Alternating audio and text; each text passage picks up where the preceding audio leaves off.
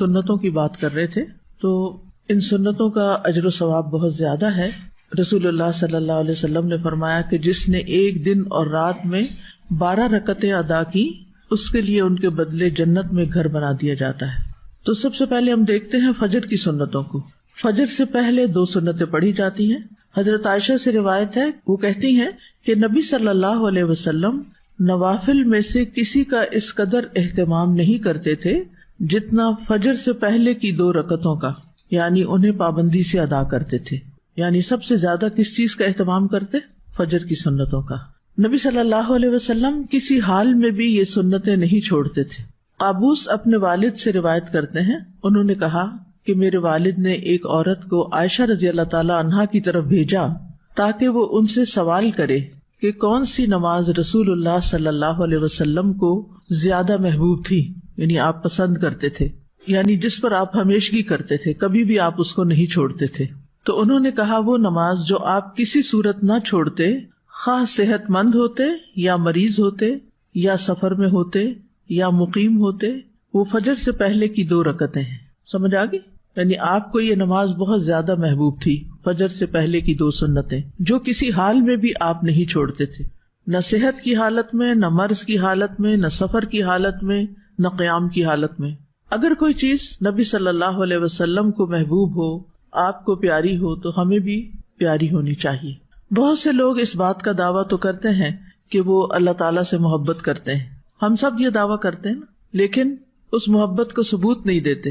اس محبت کا ثبوت رسول اللہ صلی اللہ علیہ وسلم کی سنت کی پیروی میں ہے۔ اگر ہمیں واقعی اللہ تعالیٰ سے محبت ہے تو پھر ہمیں کیا کرنا چاہیے؟ صبح سویرے اٹھ کر جو پہلی نماز ہم پڑھتے ہیں، یعنی دن کے آغاز میں، وہ صحیح طور پر ادا ہونی چاہیے، یعنی اس کے صرف فرض نہ پڑھ لیں بلکہ سنتیں بھی پڑھیں۔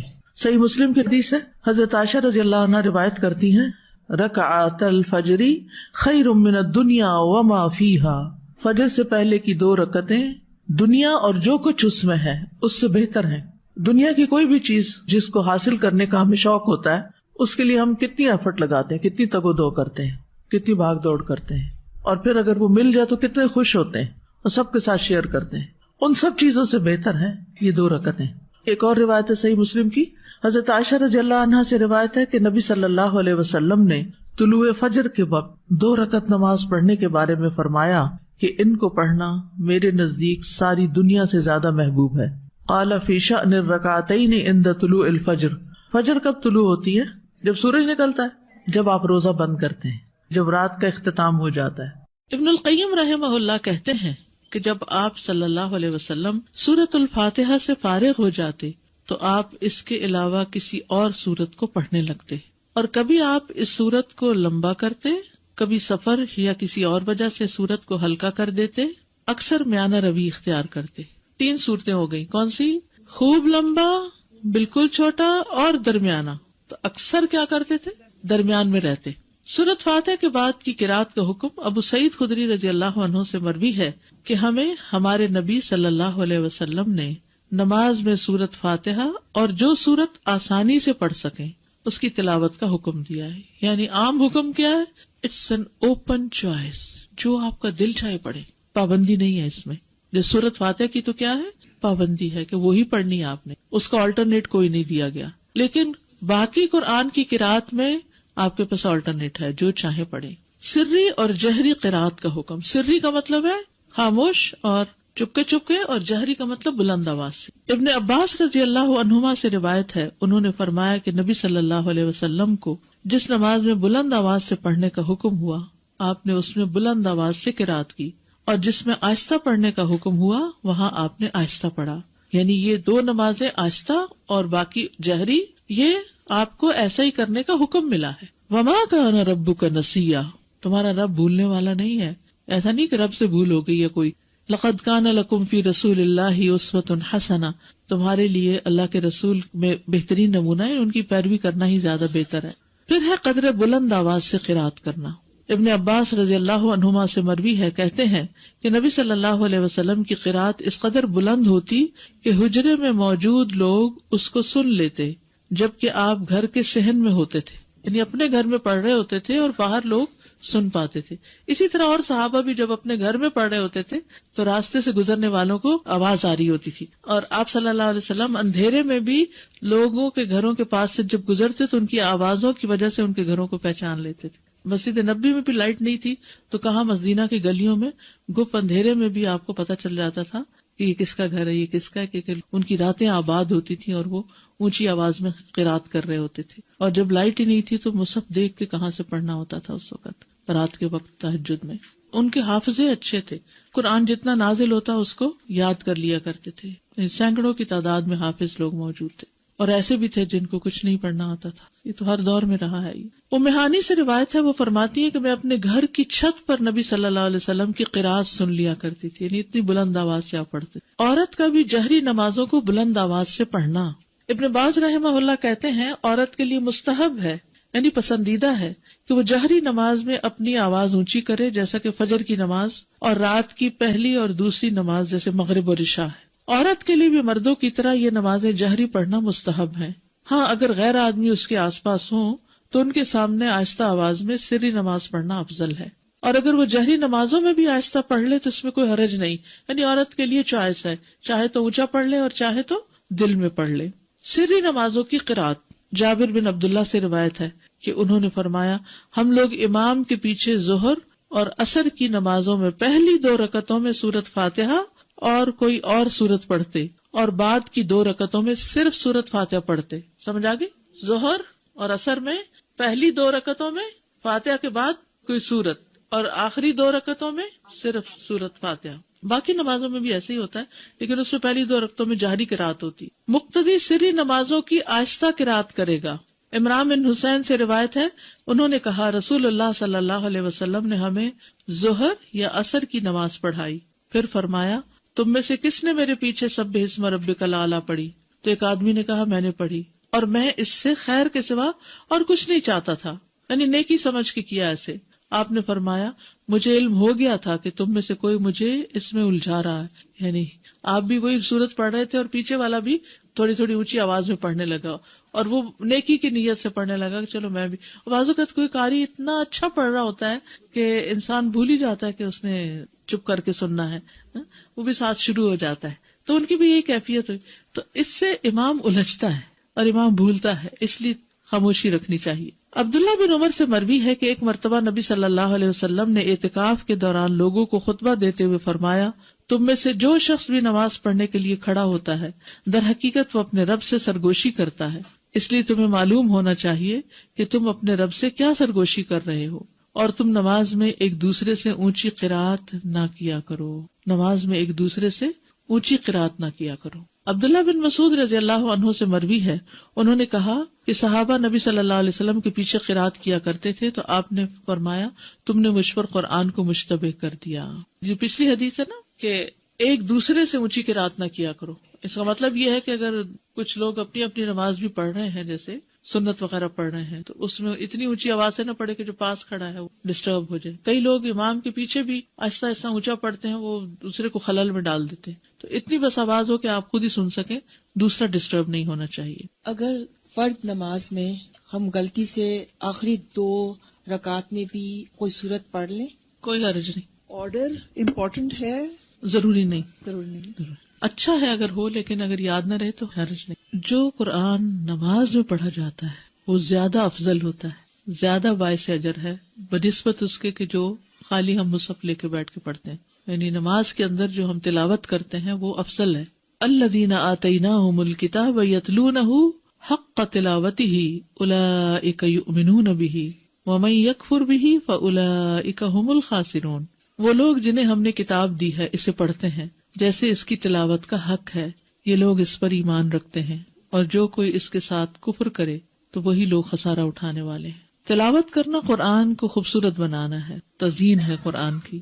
براء ابن عازب سے روایت ہے, کہتے ہیں کہ رسول اللہ صلی اللہ علیہ وسلم نے فرمایا زینوا القرآن, قرآن کو زینت بخشو, باصواتکم, اپنی آوازوں سے. سبحان اللہ, ہر چیز کو بیوٹیفائی کرتے ہیں نا, آپ اپنے چہرے کو بیوٹیفائی کرتے ہیں, اپنے گھر کو کرتے ہیں, اپنی چیزوں کو کرتے ہیں, اپنے ہاتھوں کو, ناخنوں کو, کس کس چیز کو. یعنی انسان کے اندر ایک یہ حص ہے نا کہ اسے خوبصورت چیزیں اچھی بھی لگتی ہیں اور وہ ان کے لیے کوشش بھی کرتا ہے. اب جو چیزیں تو نظر آتی ہیں ان کو تو آپ اپنے ہاتھوں سے کچھ اوپر لگا کے کچھ کر کے خوبصورت بناتے ہیں، لیکن قرآن کو آپ کیسے خوبصورت بناتے ہیں، زینت بخشتے ہیں اس کو خوبصورت آواز سے پڑھ کے، عمدہ طریقے سے پڑھ کے. ہم لوگ قرآن کو زینت کیسے بخشتے ہیں؟ خوبصورت غلاف چڑھا کے، مخمل کے، اور ستارے پھر اوپر لگا لیتے ہیں، اور ستاروں کے اوپر موتی بھی لگا لیتے ہیں، اور پھر اوپر رکھ دیتے ہیں اور اس سے گھر کو سجاتے ہیں. اور جب پڑھنے کی باری آتی ہے تو 2 لائنیں ٹھیک سے نہیں پڑھ سکتے، جبکہ نبی صلی اللہ علیہ وسلم نے فرمایا زین القرآن باصواتکم، اپنی آوازوں کے ذریعے قرآن کو زینت بخشو. ہر انسان کے اندر اچھی آواز سننے کا ایک ذوق پایا جاتا ہے، اور آوازیں انسان کے دل پر اثر انداز ہوتی ہیں. گانا لوگ کیوں پسند کرتے ہیں؟ اگرچہ الفاظ اس کے گھٹیا بھی ہوتے ہیں، اور لوگوں کو اس گانے کے بعض اوقات یا نعت کا خاص طور پر ان کو الفاظ کو کچھ سمجھ نہیں آ رہی تھی کیا پڑھا جا رہا ہے، صرف آواز ہوتی ہے اس میں. یعنی بعض اوقات جیسے اب ربیع الاول آیا چاہتا ہے اور گھر گھر میں میلاد ہوتے ہیں، تو اس میں بس نعتوں کی جو سلیکشن کر لیتے ہیں لوگ، اس میں بعض اوقات ٹوٹلی وہ شرکیہ ہوتے ہیں الفاظ، بعض اوقات ویسے ہی غلط ہوتے ہیں. اور جب ان سے پوچھا جائے کہ یہ کیا ہے، اس کا مطلب کیا، تو ایک دفعہ ایسے ہی مجھے کسی نے لیکچر کے لیے بلایا تو میں وہاں گئی تو مجھے پتا چلا کہ یہاں تو کوئی میلاد ہے. تو مجھ سے پہلے کسی نے، ایک بہت پڑھی لکھی خاتون تھی، انہوں نے ایک نعت پڑھی. جب وہ پڑھ نہیں تھے تو میں نے لکھ لیا یہ کیا کہہ رہی ہیں. پھر میں نے اس سے آغاز کیا، میں نے کہا کہ ان الفاظ کا معنی کیا ہے. آپ نے سوچا، اب دیکھیے کہ اس کا مطلب یہ بنتا ہے. مکمل شرک تھا. تو ان کی آنکھیں کھل گئی. یہ کہا جا رہا تھا کیونکہ کوئی سوچتا ہی نہیں کہ کہہ رہے ہیں، صرف کس چیز کو فالو کر رہے تھے، ٹیونز کو. وہ انڈین گانوں کی ٹیونز، کبھی کسی کی کبھی کسی کی، تو صرف کاپی کیا جا رہا ہوتا. کیونکہ انسان کے اندر ایک طلب ہے نا. اب اس کو پتا چلا گانا سننا تو منع ہے، اچھے الفاظ نہیں ہے، شرم کی بات ہے، تو چلو نعت سن لیتے ہیں. نعت کو وہ الٹرنیٹ بنا لیتے ہیں، اور جب وہ نعت سننے لگتے ہیں تو اس میں وہ گانے سے بھی زیادہ بدترین جب شرک آ جاتا ہے اس میں عمل برباد. آپ دیکھیے شرک ایسی چیز ہے جس سے عمل برباد ہو جاتے ہیں، معمولی چیز نہیں ہے. اور ایسی مجلس میں نہیں بیٹھنا چاہیے کہ جس میں شرک کی باتیں ہو رہی ہوں. لیکن بعض اوقات اتفاق ہو جاتا ہے، آپ کے سامنے ایسی چیزیں آ جاتی ہیں تو پھر آپ کا فرض بنتا ہے کہ آپ لوگوں کو سمجھائیں بھی. اور سمجھانے کا طریقہ یہ ہونا چاہیے کہ ان الفاظ کو کھول کے ان کے سامنے رکھ کے انہیں سے پوچھیں، ان سے کوسچن کریں. اچھا بعض اوقات کہتے نہیں ہمارا یہ مطلب نہیں، ہم تو یہ کہتے ہیں. بھئی آپ مطلب کچھ بھی بنائے، لفظ تو یہی کہہ رہے ہیں. تو جب انسان صحیح طور پر قرات کر لیتا ہے یا اچھی قرات کا ذوق اس کو ہو جاتا ہے، وہ سننے لگتا ہے، تو آپ یقین کریں دنیا کی کوئی دوسری آواز اچھی بھی نہیں لگتی، کچھ اور پھر دل پہ لگتا ہی نہیں. استاذہ آپ نے جیسے نعت کا ذکر کیا، اب جو ہمارے بچوں کے لیے فتنہ ہے وہ نشید کا ہے. میوزک اس میں ہر طرح کی بیٹ ہے، لیکن نشید کے نام پہ اس کو حلال کر لیا گیا. پھر استاذہ جب قرآن پڑھا جاتا ہے تو اتنا میریکولس ہے کہ اس کی ردم سے کہتے ہیں کہ کافی نان مسلمز کا یہ ریسرچ ہوئی ہے کہ ان کے سامنے صرف قرآن پڑھا جا رہا ہوتا ہے یا قرات وہ کہیں سن لیتے ہیں تو سیدھا دل پہ اثر ہوتا ہے. تو جو کہ میوزک کی یہ بات نہیں ہے. اور جتنی اچھی قرات ہوتی، قاری عبد الباسط کی آواز سن کے تو لوگ مسلمان بھی کئی ہوئے ہیں. اور نبی صلی اللہ علیہ وسلم کا طریقہ یہی تھا کہ لوگوں کو، نان مسلمز کو قرآن کی تلاوت سناتے تھے. اور جب جن کا بھی ہو گیا تھا، سارے جنہوں نے جب سنا تھا آپ صلی اللہ علیہ وسلم کو تلاوت کرتے ہوئے، تو جتنا اثر اس کا ہے اتنا تو آئی ڈونٹ تھنک سو کہ کسی بھی. تو ہماری نمازیں بھی اچھی کیوں نہیں؟ کیونکہ اس میں جو قرات ہم کرتے ہیں وہ قرات ٹھیک نہیں. تو نمازیں ٹھیک ہو جائیں گی تو پھر کیا ہوگا؟ قرآن بھی ٹھیک ہو جائے گا، سب کچھ ٹھیک ہو جائے گا. جس میں قرآن کی قرات بھی ٹھیک ہوگی. استاذہ میں 2-3 سال پہلے عمرہ کے لیے گئی ہوئی تھی، اتفاق سے 12 ربیع الاول کو ہم لوگ مدینہ میں تھے، اور ہم جن گروپ کے ساتھ میں گئے ہوئے تھے تو انہوں نے کہا کہ رات میں آئے، ہمارے یہاں بڑی محفل جمے گی. ہم لوگ تو نہیں گئے، 2 فیملیز تو نہیں گئی، لیکن ایک فیملی چلی گئی اور بولنے لگے وہ ڈائننگ روم میں دروازے بند کر کے پھر وہ اپنی وہی کرنے لگے. اتنا مطلب اس جگہ پہ بھی جا کے اصل میں لوگ جو ہیں وہ عقیدت میں کرتے ہیں، لیکن لا علمی کی وجہ سے کسی اور طرف چل پڑے. تو ہمیں پھر اچھے طریقے سے خیر خواہی کے ساتھ سمجھانا چاہیے. جی آگے چلتے. شقیق بن سلمہ رحمہ اللہ نے کہا عبداللہ کے پاس سے کوئی سونے سے مزین مصحف لے کے گزرا، یعنی سونے کا پانی لگا ہوتا.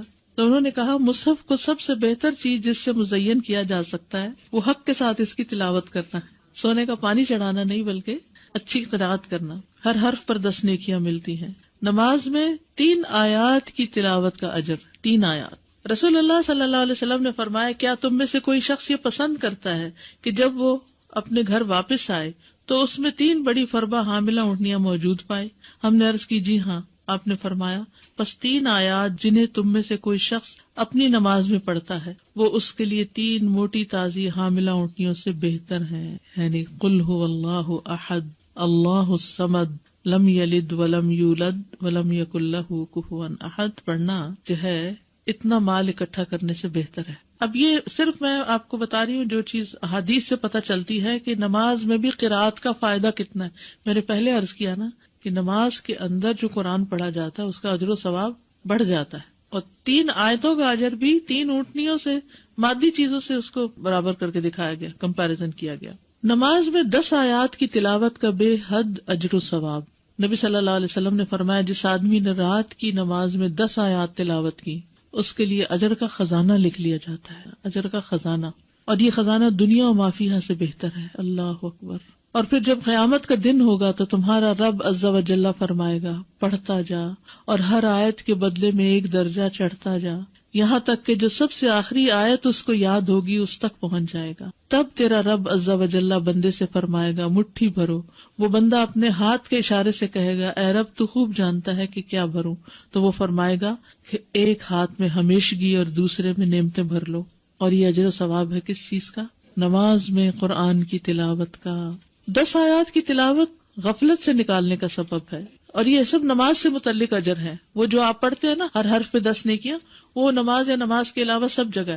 لیکن یہ اب نماز کے اندر پڑھنے لگے تو اجر کتنا بڑھ گیا. رسول اللہ صلی اللہ علیہ وسلم نے فرمایا جس شخص نے 10 آیتوں سے قیام کیا وہ غافلوں میں نہیں لکھا جاتا، یعنی وہ غافل نہیں. 100 آیات کی تلاوت فرما برداری کی علامت ہے. ومن قام ب100 آیۃ کتب من القانتین، اور جو 100 آیتوں سے قیام کرے وہ فرما برداروں میں لکھا جاتا ہے. قوموا للہ قانتین میں اس کا شمار ہو جاتا ہے. رسول اللہ صلی اللہ علیہ وسلم نے فرمایا جس نے رات کی نماز میں 100 آیات کی تلاوت کی اسے غافلین میں نہیں لکھا جاتا، اسے فرما برداروں میں لکھ لیا جاتا ہے. 1000 آیات کی تلاوت کا بے انتہا اجر. رسول اللہ صلی اللہ علیہ وسلم نے فرمایا جو 1000 آیات سے قیام کرے وہ بے انتہا ثواب جمع کرنے والوں میں لکھا جاتا ہے. تو اس کے لیے حرص ہونی چاہیے کہ کچھ صورتیں زبانی آتی ہوں جنہیں ہم نماز میں پڑھ سکیں. 30واں پارہ تو کرنا ہی کرنا چاہیے، اور اس کے لیے میں نے آپ کو ایک ہوم ورک دیا تھا کہ آپ ایک اسکیجول بنا لیں 30ویں پارے کو پڑھنے کا، کہ فجر میں کون سی صورتیں پڑھنی ہیں اور ظہر میں اور عصر میں ترتیب بنا لیں. تو اس سے یہ ہوگا کہ انشاءاللہ بہت کچھ نماز میں پڑھ سکتے ہیں. جی مغرب، عشاء، تہجد یہ سب اس میں آتا ہے. ایون فجر بھی آپ دیکھیں دن نکلنے سے پہلے پڑھی جاتی ہے. فجر کی نماز میں قرات، حضرت عائشہ سے روایت ہے انہوں نے فرمایا کہ نبی صلی اللہ علیہ وسلم صبح کی نماز فجر سے پہلے ہلکی پھلکی سی 2 رکعتیں پڑھتے تھے. حتیٰ کہ میں سوچتی کہ شاید آپ نے ام الکتاب نہیں پڑھی، نہیں سورۃ فاتحہ بھی نہیں پڑھی. یعنی فجر سے پہلے کی 2 سنتیں ہلکی ہلکی، اور اس میں ایک میں قل یا ایھا الکافرون اور دوسری میں قل ھو اللہ. حضرت عائشہ کہتی کہ رسول اللہ صلی اللہ علیہ وسلم فجر سے پہلے 2 رکعت سنت پڑھتے اور کہا کرتے تھے کہ یہ دونوں صورتیں جو فجر کی 2 رکعتوں میں پڑھی جاتی ہیں کیا ہی بہتر ہیں، قل ھو اللہ احد اور قل یا ایھا الکافرون. کیا ہی بہتر ہے، کتنی اچھی ہیں. اور کہنے والا کا سر اچھا بس قل یا ایھا الکافرون نہیں. اگر نبی صلی اللہ علیہ وسلم نے ان کی تعریف کر دی تو یہی پڑھنا زیادہ افضل ہے کچھ اور پڑھنے سے. نماز فجر میں 60 سے 100 آیات کی قرات. ابو برزہ الاسلمی سے روایت ہے، وہ کہتے ہیں کہ رسول اللہ صلی اللہ علیہ وسلم عشاء کو تہائی رات تک مؤخر کر دیتے اور اس سے پہلے سونے اور بعد میں گفتگو کرنے کو ناپسند فرماتے، اور فجر کی نماز میں 100 سے لے کر 60 آیتیں تلاوت فرماتے، اور ایسے وقت میں سلام پھیرتے جب ہم ایک دوسرے کے چہرے کو پہچان سکتے تھے، یعنی روشنی ہو جاتی تھی. یہ مطلب ہے. ابو برزہ رضی اللہ عنہ سے روایت ہے کہ رسول اللہ صلی اللہ علیہ وسلم صبح کی نماز میں 60 سے 100 آیات کی قرات فرماتے تھے. صبح کی نماز میں 60 سے 100 آیات کی تلاوت کرتے. سورت واقعہ اور اس جیسی صورتیں پڑھنا. جابر بن سمرہ فرماتے ہیں کہ رسول اللہ صلی اللہ علیہ وسلم بھی تمہاری نمازوں کی طرح نمازیں پڑھایا کرتے تھے جس طرح آج کل تم پڑھاتے ہو، لیکن وہ نماز میں تخفیف فرماتے یعنی ہلکا پڑھاتے تھے، اور ان کی نماز تمہاری نماز سے ہلکی ہوتی تھی. وہ نماز فجر میں سورت واقعہ اور اس جیسی صورتیں پڑھتے تھے. سورت قاف کی قرات، فجر کی نماز میں سورت قاف یا اس کی جیسی دوسری صورتیں پڑھا کرتے. صافات کی قرات یعنی سورت صافات بھی آپ نے پڑھی. سورت التکویر اذا الشمس کورت، اس کو بھی پڑھتے ہوئے سنا فجر کی نماز میں عمرو بن حریث نے. سورت المؤمنون کی آیات یعنی پوری سورت نہیں بلکہ اس کی آیات. عبداللہ بن صاحب سے روایت ہے انہوں نے کہا نبی صلی اللہ علیہ وسلم نے ہمیں مکہ میں صبح کی نماز پڑھائی تو سورت مؤمنون کی قرات شروع کی، حتیٰ کہ موسیٰ اور ہارون علیہ السلام کا ذکر آیا یا عیسیٰ علیہ السلام کا ذکر آیا تو اس وقت نبی صلی اللہ علیہ وسلم کو کھانسی آنے لگی تو آپ رکوع میں چلے گئے. اس سے کیا پتہ چلتا ہے کہ اگر انسان کو بھولنے لگ جائے، بعض اوقات ایسا ہوتا ہے نا کہ امام بڑی اچھی قرات کرتا کرتا جا رہا ہوتا ہے اور ایک دم بیچ میں اٹکنا شروع ہو جاتا ہے، تو پھر بجائے اس کے کہ وہ غلط پڑھے، اللہ اکبر کر دے، یا کھانسی آ گئی یا کوئی بھی وجہ ہو گئی، تو پھر بیچ میں بھی آدھی سورت کے بھی رکوع کیا جا سکتا ہے۔ بعض اوقات یہ بھی ہو سکتا ہے کہ آدھی ایک رکعت میں اور آدھی دوسری رکعت میں۔ سورۃ الروم کی قرات صبح کی نماز میں آپ نے کی، سورۃ زلزال کی قرات، اب آپ دیکھیے کہاں لمبی لمبی صورتیں بھی اور کہاں اذا زلزلت الارض زلزالہا۔ سورۃ الفلق اور الناس کی قرات، کبھی ایسا ہوتا ہے نا دیر سے آنکھ کھلی آپ کی تو لمبی تو نہیں پڑھ سکتے، تو پھر کیا ہے 2 چھوٹی صورتیں پڑھ لیں، یہ بھی آپ کی سنت ہے۔ مختلف آیات کی قرات، یعنی پوری صورت نہیں کچھ آیتیں، یہ بھی سوال آتا ہے نا کچھ لوگوں کی طرف سے کہ اگر سورۃ البقرہ کی آخری آیات مثلاً ہم پڑھ رہے ہیں یا آیت الکرسی پڑھ رہے ہیں تو کیا یہ کافی ہے؟ جی ہاں کافی ہے، اور اس کی دلیل کیا ہے؟ قطبہ بن مالک سے روایت ہے کہ انہوں نے فجر کی نماز میں نبی صلی اللہ علیہ وسلم کو وَالنَّخْلَ بَاسِقَاتٍ لَهَا طَلْعٌ نَضِيدٌ کی قرات کرتے ہوئے سنا، یعنی یہاں سے پڑھا۔ کل آپ نے دیکھا ہوگا جمعے کی نماز میں سورۃ العلیٰ اور سورۃ الغاشیہ کی آخری آیتیں پڑھی گئی، پوری صورت نہیں پڑھی گئی کیونکہ جمعے کا ٹائم ہمارے یہاں مختصر ہوتا ہے۔ یہاں ابن عباس کہتے کہ رسول اللہ صلی اللہ علیہ وسلم فجر کی 2 رکعتوں میں سے پہلی میں قرآن میں سے آیت قولوا آمنا باللہ وما انزل الینا والا حصہ پڑھتے جو سورۃ البقرہ کی آیت ہے، اور دوسری میں آل عمران کی آیت آمنا باللہ واشہد بأننا مسلمون والا حصہ پڑھتے، یعنی ایک میں ایک سورت، دوسری میں دوسری کا حصہ۔ ابن عباس سے روایت ہے کہ انہوں نے کہا رسول اللہ صلی اللہ علیہ وسلم فجر کی 2 رکعتوں میں قرآن میں سے قولوا آمنا باللہ اور تعالوا الی کلمۃ سواء بیننا وبینکم پڑھا کرتے تھے۔ مختلف صحابہ کی نماز فجر کی قرات، اس میں عمر رضی اللہ عنہ نے پہلی رکعت میں سورۃ البقرہ کی 120 آیات پڑھی، کہاں تک پہنچتے ہیں؟ پہلا سپارہ ختم ہو جاتا ہے۔ پھر عبداللہ بن مسعود پہلی رکعت میں سورۃ انفال کی 40 آیات اور دوسری رکعت میں مفصلات میں سے سورت پڑھی، یعنی ایک میں آیات پڑھی اور ایک میں پوری سورت پڑھی، ایسے بھی کیا جا سکتا ہے۔ ضروری نہیں کہ اگر آپ نے ایک میں آیات پڑھی تو دوسری میں بھی آیات پڑھیں، یا ایک میں سورت پڑھی تو دوسری میں بھی سورت، دونوں طرح۔ قتادہ نے اس شخص کے متعلق جو ایک سورت کو 2 رکعتوں میں اس کے 2 حصے کر کے یا ایک ہی سورت کو 2 رکعت میں دہراتا ہے، فرمایا یہ سب اللہ کی کتاب ہے، ہر طرح سے پڑھنا جائز ہے۔ سورت اخلاص کی قرات ہر سورت میں ایک صحابی پڑھتے تھے، تو آپ کو شکایت کی گئی تو آپ نے پوچھا اس سے، تو اس نے جواب دیا مجھے اس سورت سے محبت ہے۔ آپ نے فرمایا تیرا اس سورت سے محبت کرنا تجھے جنت میں داخل کر دے گا، ٹھیک ہے۔ اچھا، جمعے کے دن فجر کی نماز کی پہلی رکعت میں سورت السجدہ اور دوسری میں الدہر پڑھا کرتے تھے۔ اچھا، یہ جو ساری احادیث آپ کے سامنے میں نے رکھی ہیں، اس سے آپ کو سمجھ میں کیا آیا؟ پہلے تو حفظ ہونی چاہیے، بالکل ٹھیک ہے، ہم لمبی بھی پڑھ سکتے ہیں، ایز پر سچویشن چھوٹی بھی پڑھی جا سکتی ہے، آیات بھی کسی سورت کے منتخب کر کے پڑھ سکتے ہیں اور پوری سورت بھی پڑھ سکتے ہیں۔ جی، فجر کی نماز لمبی پڑھی ہے، اب آگے ظہر اور عصر مغرب سب نمازوں کا انشاءاللہ ذکر کریں گے کہ کیا کیا پڑھا ہے۔ مجھے ذاتی طور پر اس کا بڑا ہی شوق ہوتا تھا کہ پتہ چلے کہ آپ کیا پڑھتے تھے، کس نماز میں کتنا پڑھتے تھے، تو انشاءاللہ یہ چیزیں آپ کے سامنے آئیں گی تاکہ اس میں سے جو چاہیں آپ پھر اختیار کر لیں، ٹھیک ہے۔ اگر فرض نماز میں نے شروع کی اور میں ایک سورت شروع کیا لیکن اس کو بھول گئی ہوں، تو میں کوئی اور شروع کر سکتی ہوں اس کی جگہ؟ اور آپ یہ جو 60 to 100 آیات کہہ رہی ہیں، یہ ایک رکعت میں کہ دونوں ملا کے؟ دونوں طرح۔ نماز کے بعد کے اذکار، ایک بار اللہ اکبر کہنا اور اونچی آواز میں۔ ابن عباس کہتے ہیں میں نبی صلی اللہ علیہ وسلم کی نماز کے مکمل ہونے کو تکبیر کی وجہ سے سمجھ جاتا تھا، یعنی سلام پھیرنے کے بعد آپ اللہ اکبر کہتے۔ نمبر 2، 3 بار استغفر اللہ کہنا، میں اللہ سے بخشش مانگتا ہوں۔ صبان کہتے ہیں کہ رسول اللہ صلی اللہ علیہ وسلم جب اپنی نماز سے فارغ ہوتے تھے تو 3 مرتبہ استغفار فرماتے۔ ولید کہتے ہیں کہ میں نے اوزائی سے پوچھا آپ استغفار کس طرح فرمایا کرتے تھے، تو انہوں نے کہا آپ اس طرح فرماتے استغفر اللہ استغفر اللہ استغفر اللہ۔ اس کی کیا حکمت ہے؟ نماز کے بعد استغفار کرنے، استغفار کا مطلب ہے بخشش مانگنا، یعنی اگر کوئی ہم سے غلطی ہو گئی ہے، بھول چوک ہو گئی ہے تو اللہ تعالیٰ اس کو معاف کر دینا اور ہماری نماز قبول کر لینا غلطی معاف کر کے۔ نمبر 3، اللہم انت السلام ومنک السلام تبارکت ذی الجلال والاکرام۔ استغفار کے بعد صوبان رضی اللہ عنہ کہتے ہیں کہ رسول اللہ صلی اللہ علیہ وسلم جب اپنی نماز سے فارغ ہوتے تو 3 مرتبہ استغفار فرماتے اور یہی پڑھتے اللہم انت السلام آخر تک۔ نمبر 4، لا الہ الا اللہ وحدہ لا شریک لہ لہ الملک ولہ الحمد وہو علی کل شیء قدیر، 3 بار۔ حدیث ہے مغیرہ بن شعبہ کے کاتب وارد سے مروی ہے کہ معاویہ رضی اللہ عنہ نے مغیرہ کو لکھا کہ کوئی حدیث جو آپ نے رسول اللہ صلی اللہ علیہ وسلم سے سنی ہو وہ مجھے لکھ کر بھیجیں. راوی نے بیان کیا کہ پھر مغیرہ رضی اللہ عنہ نے انہیں لکھا کہ میں نے آپ صلی اللہ علیہ وسلم سے سنا ہے آپ اپنی نماز سے فارغ ہونے کے بعد 3 مرتبہ یہ دعا پڑھتے. یہ پیغمبروں کی دعا ہے نا جو عرفہ کے دن سب پیغمبروں نے مانگی. لا الہ الا اللہ وحدہ لا شریک لہ لہ الملک ولہ الحمد وہو علی کل شیء قدیر.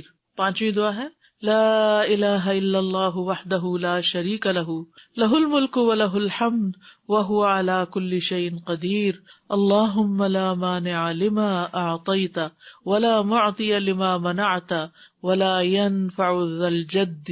ایک روایت میں منک الجد بھی آتا ہے، یہ اگلی روایت ہے ولا ينفع ذا الجد منک الجد.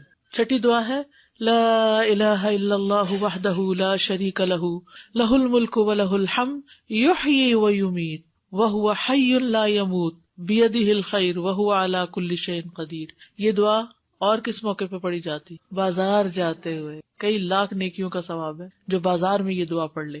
اللہم لا مانع لما اعطیت ولا معطی لما منعت ولا ينفع ذا الجد منک الجد. ترجمہ دیکھ رہے نا آپ سامنے. 3 بار پڑھنا، ٹھیک ہے، یعنی لا الہ الا اللہ وحدہ 3 بار اور پھر اللہم لا مانع. 7ویں دعا لا الہ الا اللہ وحدہ لا شریک لہ لہ الملک ولہ الحمد وہو علی کل شیء قدیر.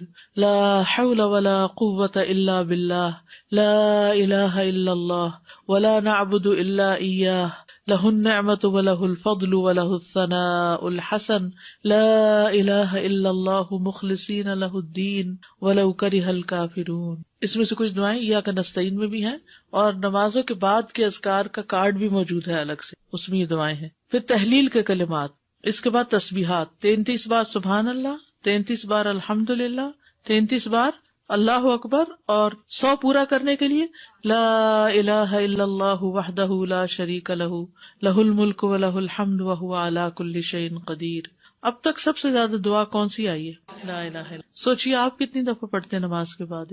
10 دفعہ تو صبح اور شام کے بعد پڑھتے ہیں. ابو ہریرہ رضی اللہ عنہ سے روایت ہے کہ جس نے ہر نماز کے بعد 33 مرتبہ سبحان اللہ، 33 مرتبہ الحمدللہ اور 33 مرتبہ اللہ اکبر کہا تو یہ 99 کلمات ہو گئے.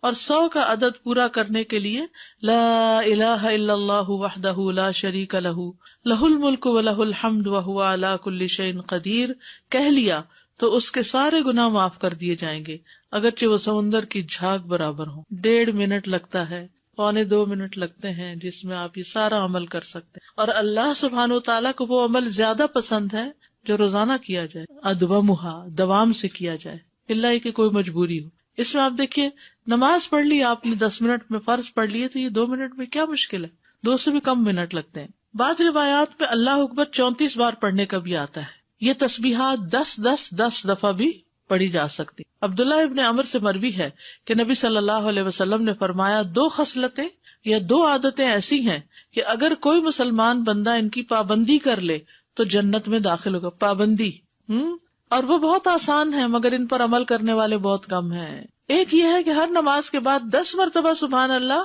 10 مرتبہ الحمدللہ اور 10 مرتبہ اللہ اکبر کہے تو زبان کی ادائیگی کے اعتبار سے 150 بار ہے، یعنی ساری نمازوں میں، مجموعی طور پر 5 نمازوں کے بعد، اور ترازو میں 1500 ہوں گے. اور جب سونے کے لیے اپنے بستر پر آئے تو 34 بار اللہ اکبر، 33 بار الحمدللہ اور 33 بار سبحان اللہ کہے. زبان کی ادائیگی کے اعتبار سے تو یہ 100 ہے مگر میزان میں یہ تسبیحات 1000 ہوں گی. رات کو جو سوتے ہوئے پڑھے جاتے تسبیحات فاطمہ، سب تھکاوٹ اتارنے کے لیے. یقیناً میں نے رسول اللہ صلی اللہ علیہ وسلم کو دیکھا، آپ انہیں اپنے ہاتھ سے شمار کرتے تھے. صحابہ نے پوچھا اللہ کے رسول یہ کیسے ہے کہ یہ آسان عمل ہے مگر ان پر عمل کرنے والے تھوڑے ہیں؟ آپ نے فرمایا سوتے وقت میں کسی کے پاس شیطان آ جاتا ہے اور پہلے اس سے کہ وہ تسبیح پوری کرے وہ اسے سلا دیتا ہے، اور اسی طرح اس کی نماز میں شیطان آ جاتا ہے اور یہ تسبیحات پڑھنے سے پہلے ہی کوئی کام یاد دلا دیتا ہے. ہوتا تو یہی ہے نا، حقیقت ہے. آپ کو شاید میں نے پہلے بھی بتایا ہو کہ ہاتھ پر تسبیح پڑھنا جو ہے کچھ مشکل نہیں، اور دائیں ہاتھ پہ صرف کیسے پڑھیں گے آپ؟ سبحان اللہ سبحان اللہ سبحان اللہ، اور اوپر سے اب نیچے آ جائیے سبحان اللہ سبحان اللہ سبحان اللہ سبحان اللہ سبحان اللہ سبحان اللہ، نیچے سے اوپر اور پھر سبحان اللہ سبحان اللہ اوپر سے. تو یہ ہم 2 ہاتھوں پہ الگ الگ پڑھتے ہیں نا، اور بایاں ہاتھ بھی لگاتے ہیں. تو اس سے افضل کیا ہے ایک ہی ہاتھ پر 33 بار پڑھنا. اور جب یہ پورا ایک ہاتھ اوپر نیچے دونوں طرف ہو جائے تو 3 بس مزید پڑھ لینا. آپ کر کے دیکھیے، بہت آسان ہے. شروع میں جب مجھے پتا چلا کہ ایک ہاتھ پہ پڑھنا ہے تو میں تو بڑی پریشان ہوئی کہ میں تو ہر وقت کنفیوز ہی رہوں گی کہ کتنا پڑھا کتنا نہیں.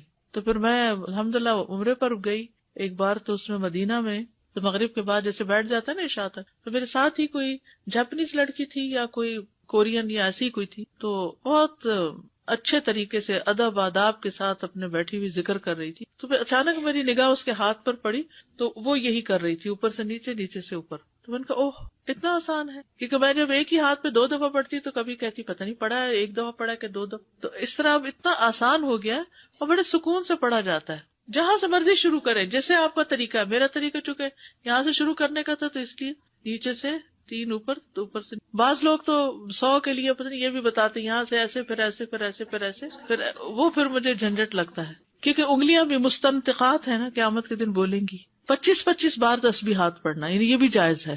ٹھیک ہے. آیت الکرسی جنت میں جانے کا راستہ.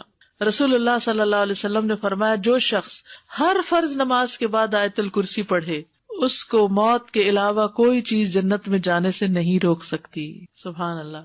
یعنی نماز پڑھی اور نماز کے بعد آیت الکرسی پڑھ کے آپ دیکھیے کتنی دیر لگتی ہے، شاید ہارڈلی منٹ بھی نہ لگتا ہو. اور یہ سب سے افضل آیت ہے. ابو ذر غفاری کہتے ہیں کہ میں مسجد حرام میں داخل ہوا اور رسول اللہ صلی اللہ علیہ وسلم کو اکیلے دیکھ کر آپ کے پاس آ کر بیٹھ گیا.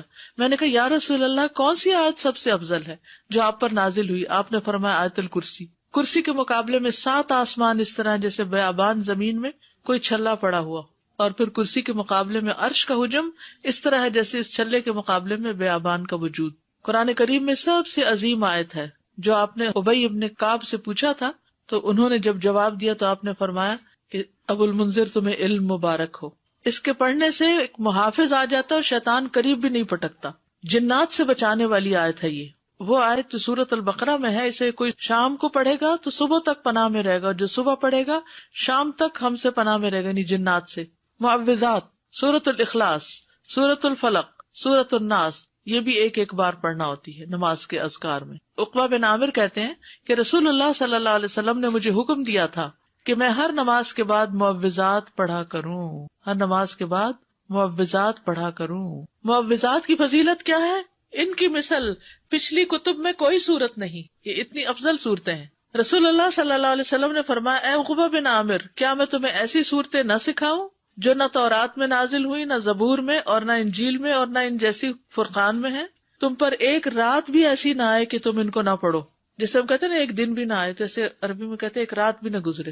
رسول اللہ صلی اللہ علیہ وسلم نے فرمایا تم نہیں دیکھتے کہ آج کی رات ایسی آیات اتری ہیں کہ ان کی طرح کبھی دیکھی نہیں گئی، اور وہ ہیں قل اعوذ برب الفلق اور قل اعوذ برب الناس. انتہائی بلیغ صورتیں، سب سے افضل تعوذ ہے یہ. پہلے نبی صلی اللہ علیہ وسلم اور کلمات پڑھتے تھے، جب یہ صورتیں نازل ہوئی تو اور ذکر چھوڑ کر انہی کو پڑھنے لگے.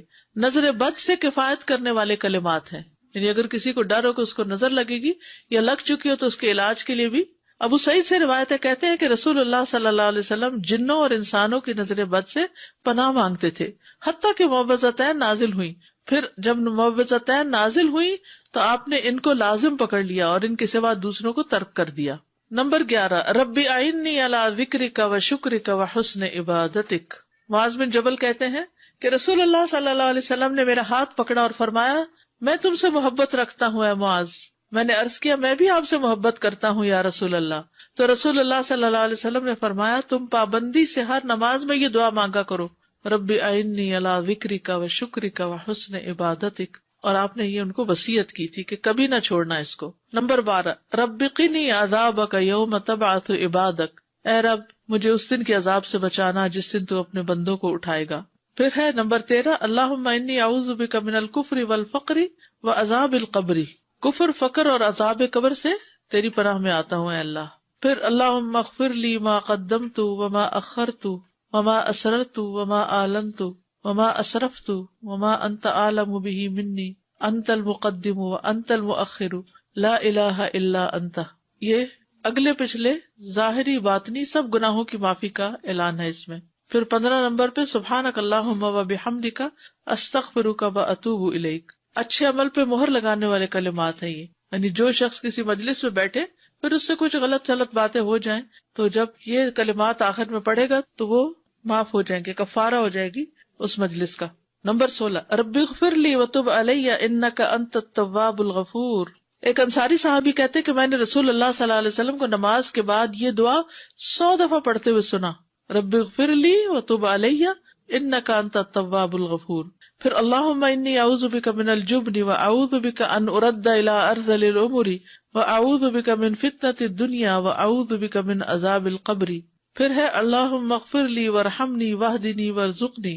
استاذہ ان ساری دعاؤں کو آرڈر میں پڑھنا ضروری ہے یا کسی بھی آرڈر یہ تو لکھنے کی ترتیب ہے، لیکن شروع کے جو ہے نا جی. اللہ اکبر استغفر اللہ استغفر اللہ وہ اسی استغفر order اللہ میں اللہم ہے. انت السلام منک السلام، یہ آرڈر میں تینوں پڑھنا ہے. ٹھیک ہے، اس کے بعد آپ آیت الکرسی پڑھیں یا تسبیحات پڑھیں یا پھر جو بھی دعا چاہیں پڑھیں. ان میں سے یہ ہے کہ ایک پوسٹر بھی بنایا گیا تھا اور ایک انشاءاللہ یہاں بھی میں چاہ رہی تھی کہ چھپوا کے دے دیں. اس میں یہ ساری تو نہیں آ سکیں گی لیکن موٹی موٹی دعائیں جو ہیں وہ آ جائیں گی. تو میں نے تو جو اپنا قرآن مجید ہے وہ ایک پرنٹ آؤٹ سا نکال کے ان دعاؤں کا قرآن مجید کے جو جسے دیکھ کے پڑھتے ہیں نماز میں اس کے اندر نشانی کے طور پہ اس کو رکھا ہوا پلاسٹک میں ڈال کے. تو جب میں نماز شروع کرتی ہوں تو وہ اس کو نکال کے سائڈ پہ رکھ لیتی ہوں. جب نماز ختم کرتی ہوں تو پھر جو یاد ہیں اور جو نہیں پوری طرح یاد، ان کو جو یاد ہے بس ہنٹ دیکھتی جاتی ہوں اور پڑھتی جاتی ہوں. جو نہیں یاد ان کو دیکھ کے پڑھ لیتی ہوں. تو اس سے کیا فائدہ ہوتا ہے کہ اس طرح پڑھی جاتی ہیں، ورنہ تو وہ بھی بھول جاتا کون کون سی تھی.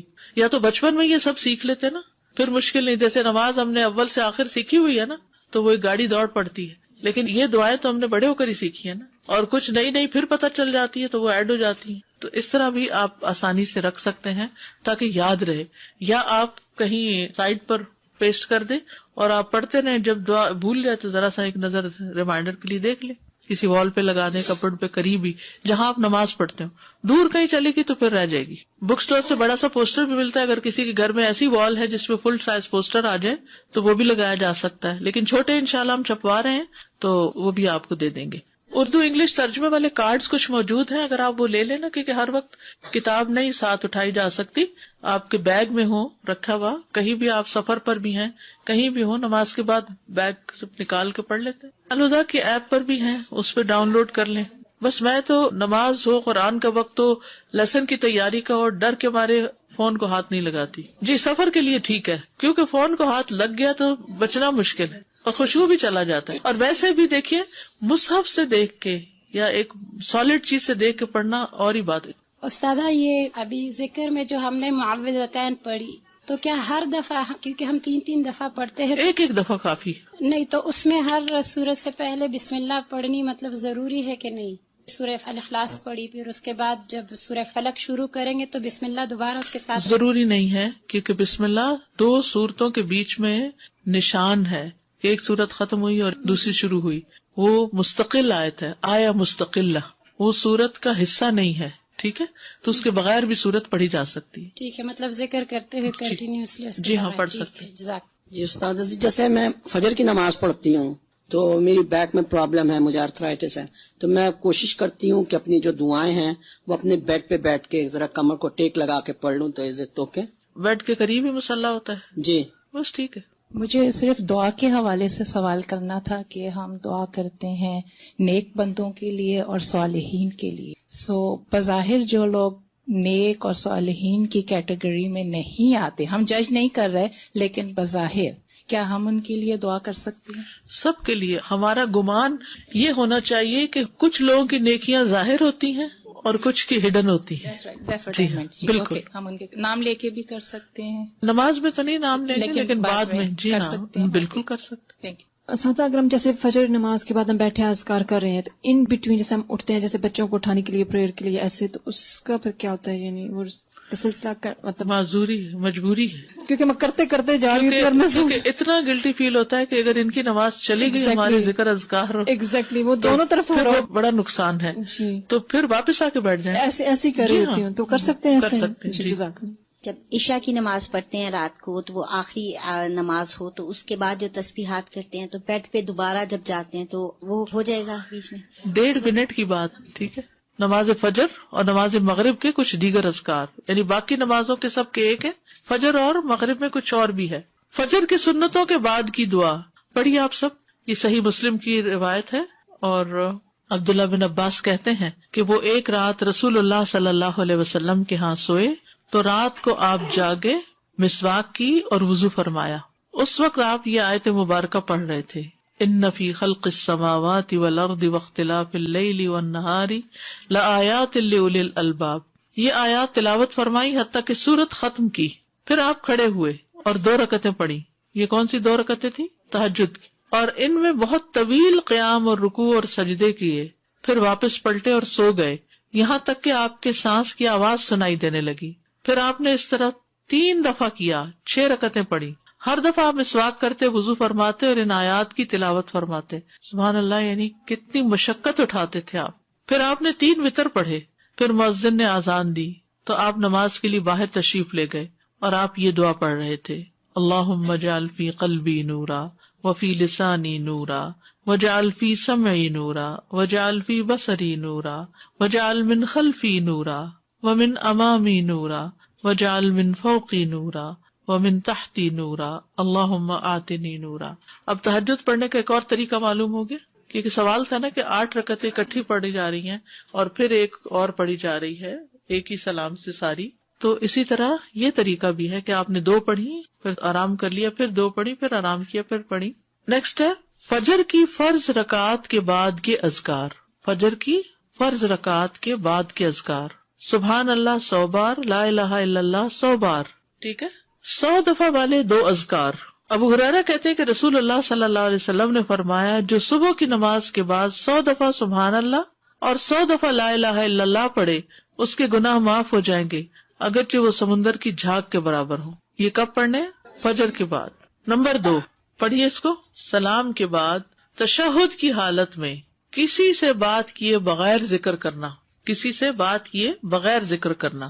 ابو ذر سے مروی ہے کہ رسول اللہ صلی اللہ علیہ وسلم نے فرمایا، جو شخص فجر کی نماز کے بعد نماز میں تشہد میں بیٹھنے کی طرح اپنی ٹانگ کو دوہرا کیے ہوئے ہو اور کسی سے بات کیے بغیر 10 مرتبہ لا الہ الا اللہ وحدہ لا شریک لہ لہ الملک و لہ الحمد یحیی و یمیت وہو علی کل شیء قدیر پڑھے گا، اس کے لیے 10 نیکیاں لکھ دی جائیں گی، اس کے 10 گناہ معاف کر دیے جائیں گے، اس کے 10 درجات بلند کر دیے جائیں گے، اور وہ اس دن ہر برائی سے محفوظ رہے گا اور اسے شیطان کی پہنچ سے دور کر دیا جائے گا، اور اس دن اللہ کے ساتھ شرک کے علاوہ کوئی گناہ اس لائق نہیں کہ اس کو پکڑ میں مبتلا کر دے.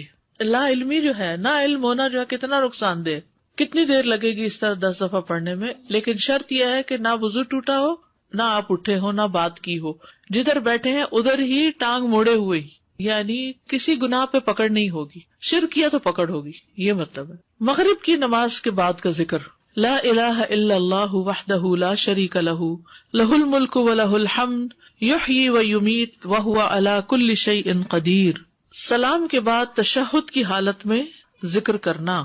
عبد الرحمن بن غنم رضی اللہ عنہ نبی صلی اللہ علیہ وسلم سے روایت کرتے ہیں کہ آپ نے فرمایا، جس نے نماز مغرب اور صبح کی نماز کے بعد التحیات کی حالت میں اٹھنے سے پہلے، یا مغرب کی نماز ٹھیک ہے، ٹانگ کو دوہرا کیے ہوئے 10 بار کہا لا الہ الا اللہ وحدہ لا شریک لہ لہ الملک و لہ الحمد یحیی و یمیت وہو علی کل شیء قدیر، تو ہر بار اللہ اس کے لیے 10 نیکیاں لکھتا ہے اور 10 گناہ اس سے دور کر دیتا ہے اور اس کے درجے بلند کر دیتا ہے 10.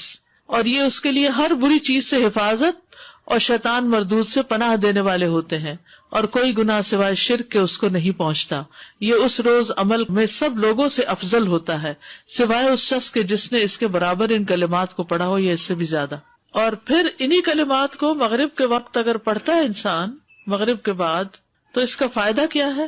سنن ترمذی کی روایت میں آتا ہے، جو شخص لا الہ الا اللہ وحدہ لا شریک لہ لہ الملک و لہ الحمد یحیی و یمیت وہو علی کل شیء قدیر مغرب کے بعد 10 بار پڑھے گا، اللہ اس کی حفاظت کے لیے اسلحہ بردار فرشتے بھیجے گا جو اس کی صبح تک شیطان سے حفاظت کریں گے. صبح تک شیطان سے حفاظت. تو آپ سوچئے کہ کتنا بڑا اجر و ثواب اور کتنی بڑی پروٹیکشن ہے، کیونکہ بعض اوقات سارا وقت موڑنا مشکل ہوتا ہے. افضل پوزیشن نماز کے بعد اذکار کرنے کی کیا ہے؟ 2 زانوں کے بیٹھنا. لیکن اگر آپ اتنی دیر بیٹھ ہی نہیں سکتے، کچھ لوگوں کی تو ٹانگ مڑتی بھی نہیں ہے گھٹنوں کی تکلیف کی وجہ سے، تو پھر ایسی صورت میں 4 زانوں کے بھی بیٹھ سکتے ہیں. اگر نیچے بالکل ہی نہیں بیٹھا جا رہا تو پھر کرسی پہ بیٹھ جائیں. اللہ کو تو پتا ہے کہ آپ کیوں ایسے کر رہے ہیں، صرف ریسٹ کے لیے نہیں بلکہ مجبوری کے تحت. اس میں کنسنٹریشن زیادہ ہوتی ہے. نماز میں اتحیات ہمیں ایسے کیوں پڑھنے کے لیے کہا گیا؟ اور کچھ پوزیشن تو بیٹھنا ہی بھی منع ہے. کون سی پوزیشن بیٹھنا منع ہے؟ ہاں، ایسے گھٹنے اوپر کر کے، کیونکہ یہ بہت ریلیکسنگ سی پوزیشن ہے نا. اس میں انسان عام طور پر جب بالکل کیئر فری بیٹھنا ہوتا ہے تو اس طرح بیٹھا ہوا ہوتا ہے نا، ریسٹ ریلیکس کرنے کے لیے. لیکن 4 زانوں بھی یہ ہے کہ آرام ہو جاتا ہے بہت. اس طرح بیٹھنے میں ذرا تھوڑی سی ایکٹیو بھی ہوتا ہے، تھوڑی تکلیف بھی ہوتی ہے، پاؤں سو بھی جاتے ہیں. یہ جو بیٹھنے کی ممانعت ہے تو یہ ہر وقت کے لیے ہے یا صرف ذکر کی محفلوں میں اور نماز کے بعد؟ یہ جو گھٹنوں کے اوپر، یہ ہر وقت ہی پسندیدہ نہیں ہے جی، کیونکہ اس میں ننگا ہونے کا بھی احتمال ہوتا ہے. اور اگر کپڑے ٹائٹ ہو تو ویسے ہی اعضاء نظر آ رہے ہوتے ہیں. سی تھرو نہ بھی ہو، ٹائٹ ہو تو جسم کا ہر حصہ الگ نظر آ رہا ہوتا ہے، الگ الگ ٹانگیں نظر آ رہی ہوتی. فرض نماز کے بعد جو ہماری ترتیب تھی اللہ اکبر اور استغفر اللہ، تو یہ ہم لا الہ الا اللہ جو پڑھیں گے اس کے بعد پڑھیں گے؟ اس کے بعد پڑھیں گے. استاد ایک کوشچن تھا کہ آپ صلی اللہ علیہ وسلم سنت کے بعد فجر کی سیدھی کروٹ لیٹا کرتے تھے، یہ پہلے پڑھا تھا نماز میں؟ جی ہاں، ایسا سنت؟ جی جی بالکل. جزاک اللہ خیر. میرا سوال، فرض نماز میں جو 3 اور 4 رکعت میں ہم سورہ فاتحہ پڑھتے ہیں، اس کے بعد قرات آپ نے بتایا کہ سنتوں میں بھی ایسے ہی کرتے ہیں؟ جی سنتوں میں بھی ایسے ہی کرتے، قرات پڑھتے ہیں. قرات پڑھتے ہیں، لیکن اگر کبھی بھول جائیں، ہوتا ہے نا کبھی انسان بھول جائے تو نماز ہو جاتی ہے. استاد ہمیں سکھایا ہی نہیں. کبھی سنتوں کے بعد نہیں پڑھی آپ نے قرات؟ اوکے، اب کر لیا اب کریں گے انشاءاللہ. استاذہ یہ میرا کافی عرصے سے کوشچن تھا کہ ابھی بھی ہم نے تشہد کی حالت میں نا یہ پڑھا فتنہ تو مسیح الدجال سے بچنے کی دعا ہے. تو انسان کو ہوتا ہے کہ اتنی دیر تک میں نے کہاں زندہ رہنا ہے.